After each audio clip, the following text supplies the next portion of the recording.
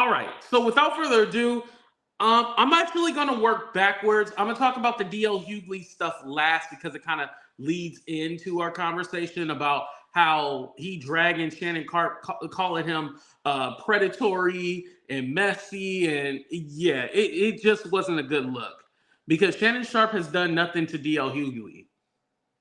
Done nothing. But we'll talk about that. But I'm going to start out with the Dr. Umar stuff because, I've been in my political bag. And Dr. Umar called out Rickey Smiley and Steve Harvey and was all like, you guys were offered 10K. And so you guys want to, you guys are capping for Kamala Harris, trying to get black people to vote for them and get the black vote, blah, blah, blah. I'm going to play you guys the clip. Here's a couple of things because I agree with Umar and I agree with Steve Harvey. However, they're both wrong. And I'm going to explain why I agree and disagree with them. But I want to say this. This kind of goes back to the thing where there's black people in particular. And shout out to all the other races out there, but I'm talking to the blacks. So the blacks, the blacks, right? It's again this conversation of like starting this coalition. And like, you guys want to start the coalition 80 something days out to when the election is about to happen. Like, let's start the coalition now, but don't tell us not to vote or to vote this way or that way. Well, honestly, they're not telling us how to vote. They want to start a coalition, but okay, we start a coalition, but what's the goal? What do we do? Because Dr. Umar, we can't trust you with our money. Because where is that school you were supposed to build? And isn't the school supposed to be somewhere in Pennsylvania? Somebody tell me the location. I see you not calling me cuz in public no more. No, I thought I said, oh, maybe I didn't. Well, because you are a snow bunny and we talking about Dr. Umar, I can't really shout you out. So maybe that's why I'm not. But also, thank you for the other donation, too. In honor of Dr. Umar, let me play this. Before I continue with my message, thank you, Sister Avanti, $10 coming on the Cash App. Thank you, sister. Next time, make it 20, but thank you for that 10. I know you barely had that. Thank you, sister. Delaware, Wilmington, Delaware. Thank you, Steph. And so funny because y'all know where Stephanie came from, even though she Caucasian.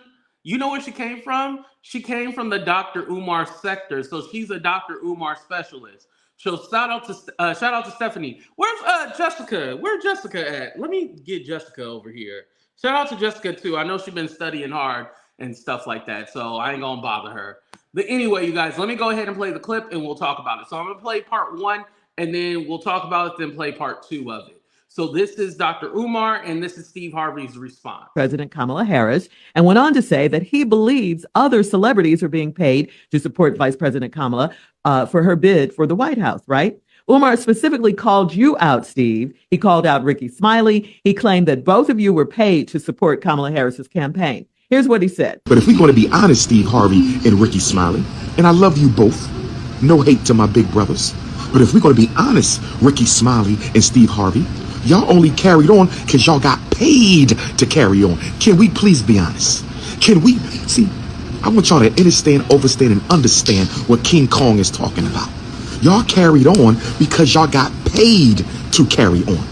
Kamala Harris and the Democratic plantation is paying you celebrities, paying you to shame black people into voting. Y'all know we're not going to get nothing out of that vote. Y'all know we're not going to get nothing out of that vote. Y'all know we not going to get nothing out of the vote, but they being paid, y'all being bought. They offered me 10K for an interview with Kamala Harris. I don't want your money, but we can definitely do the interview. Steve. Well, first of all, we're going to have her on her again, or how many other times it's needed to get her into office. Brother Umar, let me say this, man. I absolutely love some of the things you say. I really, really do, man. Some of the stuff I don't always agree with, but ain't nobody got to agree with everything I say. But let me clear the air on something. Please. You can't hire Steve Harvey for $10,000 to do nothing. Yes, thanks. Let me just A that out the way. I don't know where you got that number from, but you can't offer Steve Harvey $10,000 to do nothing. You can go through the industry and ask about me.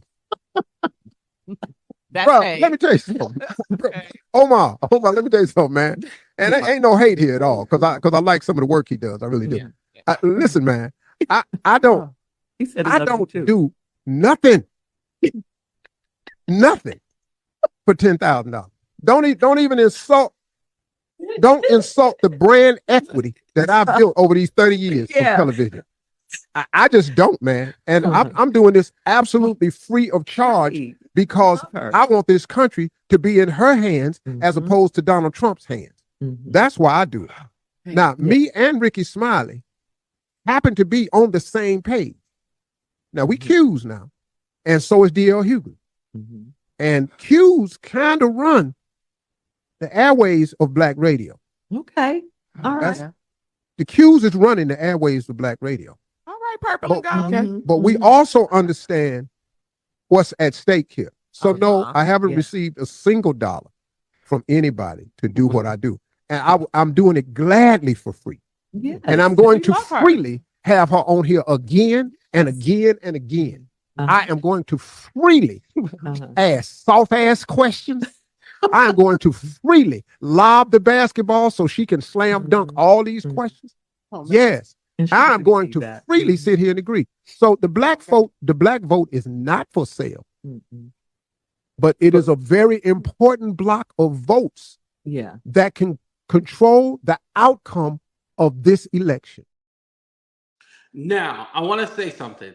So the Dr. Umar clip, it was a little bit longer. This was from his page, but I did see the full clip.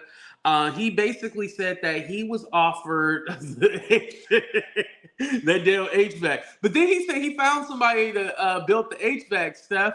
And then he said that he was trying to find somebody black to do the HVAC. That was the problem. He couldn't find anybody black, so he went with somebody white. And now he got the HVAC. Anyway, but continuing with what I was saying, the Umar had said that he was offered $10K from the Harris campaign. That's what he's claiming. He was offered $10K, and he said, "No, I don't want the $10K, but I will interview her for free." I think he's lying. I honestly think he's lying, and this is why. I don't think Umar has as much power as he think he does now. I think, I would say back in the mid 2000s, I feel like Umar had it on lockdown. Everybody was talking about Umar. And I'm not saying that he still doesn't garner attention and stuff like that, because we're talking about him right now, but he's not the same. Again, you say that you're going to build this coalition and get us going and build the school and you about mental health for us and stuff like that, but we haven't seen you do anything. So just like these politicians, just like these Democrats, we have not seen you produce anything. How come you have not produced nothing, sir? But you can get on here and tell us that we need to marry our black melanin almond joy beauty queens, and your hair need to be nappy, but you're not even married, sir. So how are you preaching about how we need to be married? And again, no school, but you said you could find a white person to get the HVAC system going. But again, no school has been built. So the same scam that you're saying that the politicians are running, you also doing it yourself.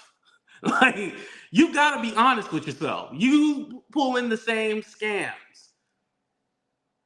And I do think that we do need to ask for certain things. And I want to be clear. Let's be clear. I'm not saying that we don't need to ask for anything and just vote with Democrats. That's not what I'm saying. No, we need to make demands, and we need to tell the people what we want and what we demand. What's up, Jackie?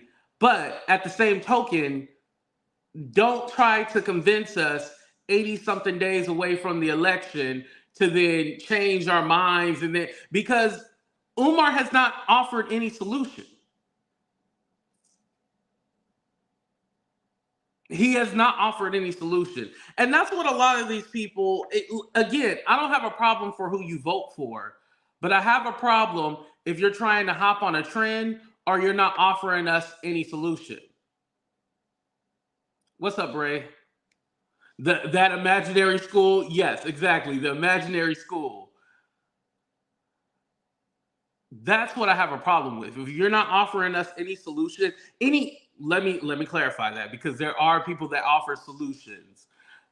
Any feasible, any viable solution, I will accept. But if it's just to be angry and hold your vote and don't vote, I don't agree with that. Amanda does the same. Yes, Amanda Seales is another one. You know, Amanda Seales has been quiet. Did they ban her from social media?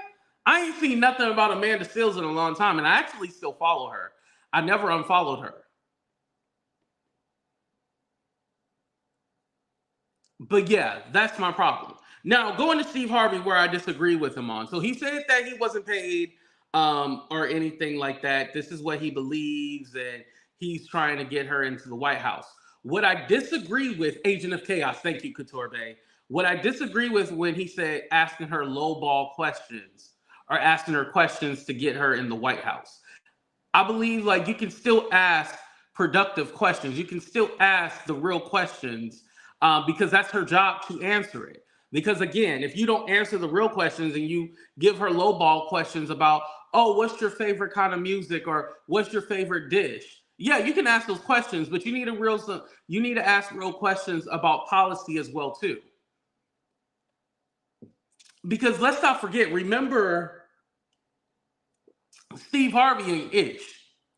Now, I'm not totally against Steve Harvey, but remember when he first, when Trump got elected and then he went to the Trump Hotel or whatever, and he met with him and he was like, yeah, let's give him a chance. And then all of a sudden, 6 months later, he was like, oh, I changed my mind. I shouldn't have did it. He regretted meeting Trump after, remember that? Yeah, exactly. So Steve Harvey gonna go wherever the wind blow. It is what it is. So I don't agree with him saying, he's just going to ask questions just to get her in the White House.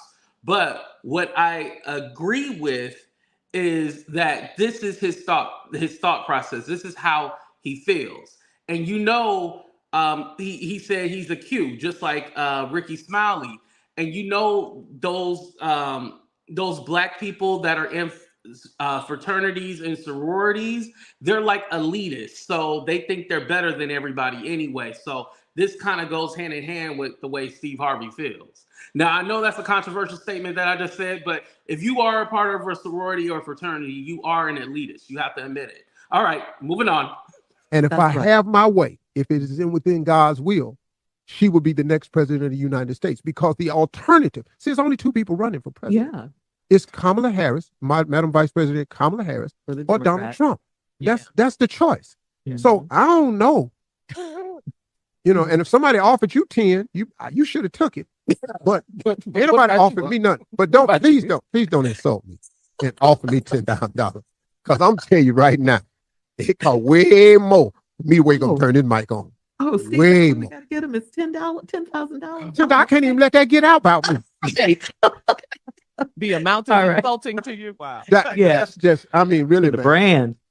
And look, man, they could take their campaign money and put it into other causes, like buying ads and stuff like that. Yeah. The ad I'm running right now, this is free. Free. Please go vote for Kamala Harris. Do it for free. Kamala Harris campaign ad right now. Please vote. The black vote is not for sale. It is not. But it is a very, very viable force. It really is important. And that's why everybody wanted, man. That's right. And because let me tell you something. If you look at the last presidential election, when it got down to Michigan, Wisconsin, it got down to Philadelphia, it got down to Georgia, Atlanta. Yeah. Philly, Pennsylvania. All those, the Republicans were winning out in the suburbs. When they got to the inner cities where we heavily populate Atlanta, Philadelphia, Detroit, Milwaukee, that turned the election. Yeah. And the same thing can happen this time. And they all know it. Why do you think Donald Trump, who don't give a damn about the National Association of Black Journalists would even walk his ass out there. He was out there to try to make black people think that he's done more for black people than any president since Abraham Lincoln. But he can't name one thing he's done for black people. And then got mad at the black woman for asking him tough questions. Now, anybody else that don't agree with that right there, I understand. But just show me what he's done for black people so I can understand. Because right now I don't. All right. Go on and collect. Kamala Harris for president. Thank you very much. I approve this message. God approve this message. Absolutely for free. If you try to offer me 10,000, I'm gonna quit talking to you. All right. So now I like the way that he finished that he finished strong with his statement. And again, it's the whole, you're not offering any actual solution. The solution is just to be angry, just to be mad. But what is the solution? Like, what do you want us to do? And I feel like that's where we need answers. Like, what do you want us to do? What do you want us to do? Because being angry, being mad ain't gonna get nowhere. Because being angry, being mad is going to get us, Trump again. And then people gonna be mad and angry again. And then what happens? What happens?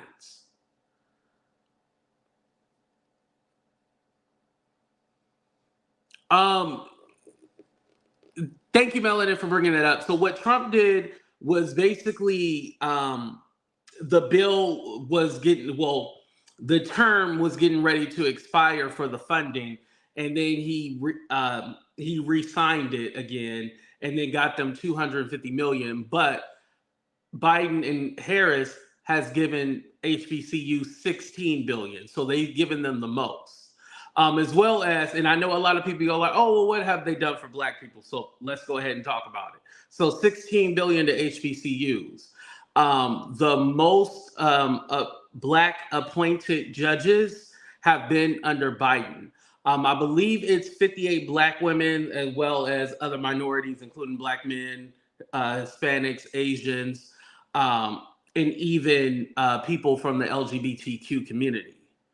Also, 4,000 black people, let me be specific, have been able to get loans under the SBA, which, there's been a history with black people trying to get loans where they couldn't. And so they went in and made sure that they changed the guideline. Well, not change the guidelines, but make sure that it was fair for small black businesses to get their loans. And the SBA is the Small Business Administration, by the way.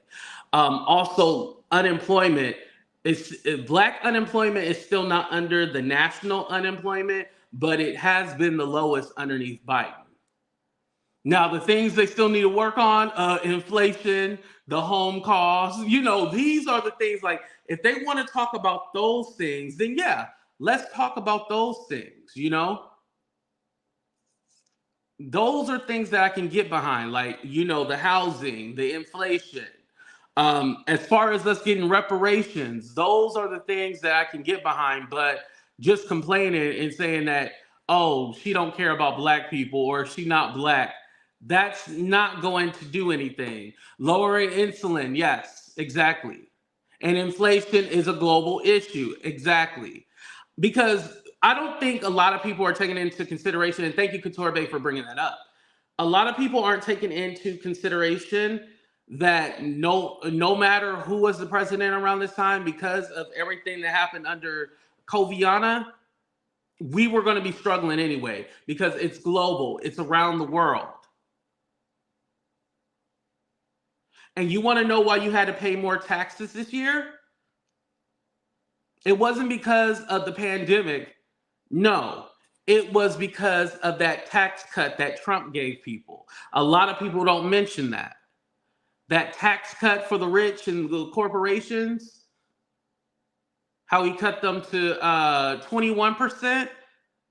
A lot of people just think like, oh, he just cut it for them, so then they give more jobs and more opportunities.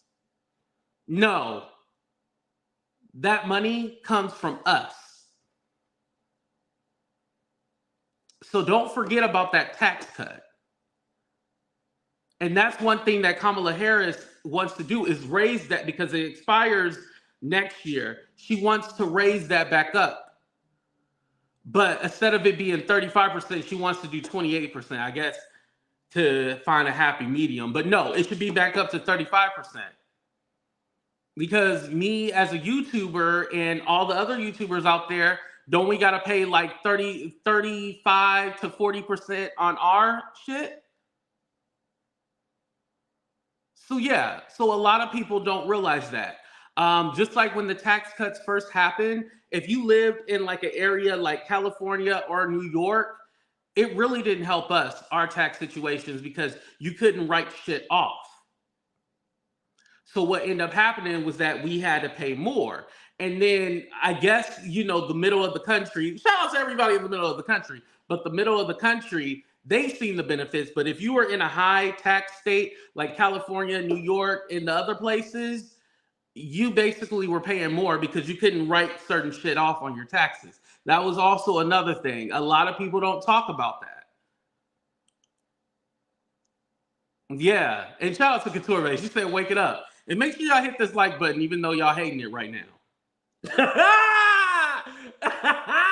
New Jersey, yeah.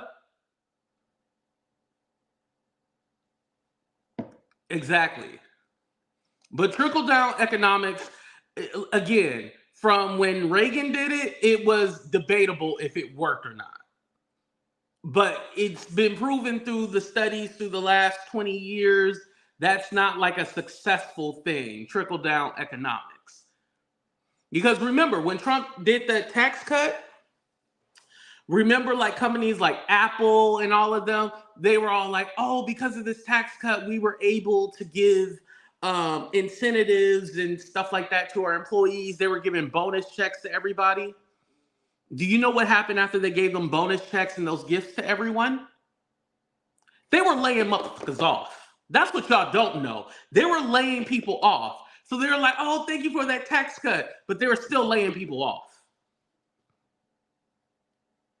But for some reason, we never talk about that. And you can look that up. That was in 2017. When Apple and all, it was a lot of other companies, but Apple was one of the major ones that spoke out. AAE, I don't believe I'm reaching out. I don't think I'm reaching. I think you're a little bit too far away. You need to come closer so I don't have to reach so far.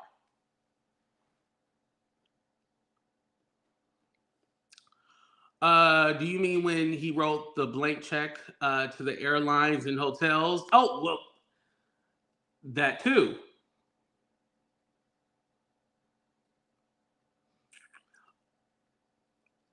No. AAE, that loops all together because you're bragging about the tax cuts and how you're able to give bonuses to people, but you're laying them off. So you're still going to lay off people, but you're giving bonuses and stuff like that? How does that work? I'd rather still have my job than to be laid off. That's what I'm saying. I'd rather still have my job than to get like a little bonus or something like that. Or a little incentive. I think we're not being honest here. That's what the tax cut had to do.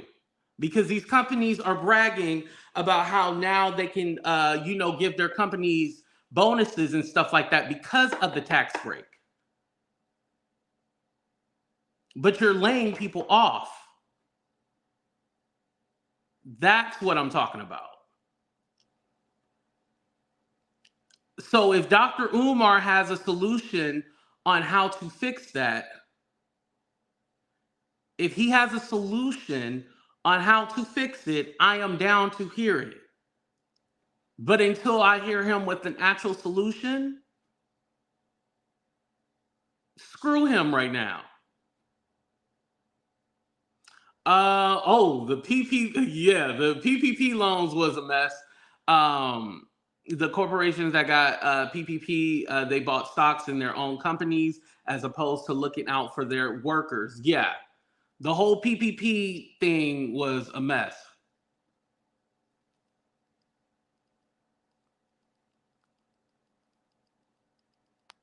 That was a whole mess. It's still a mess. That's why they try to get all that money back from everybody.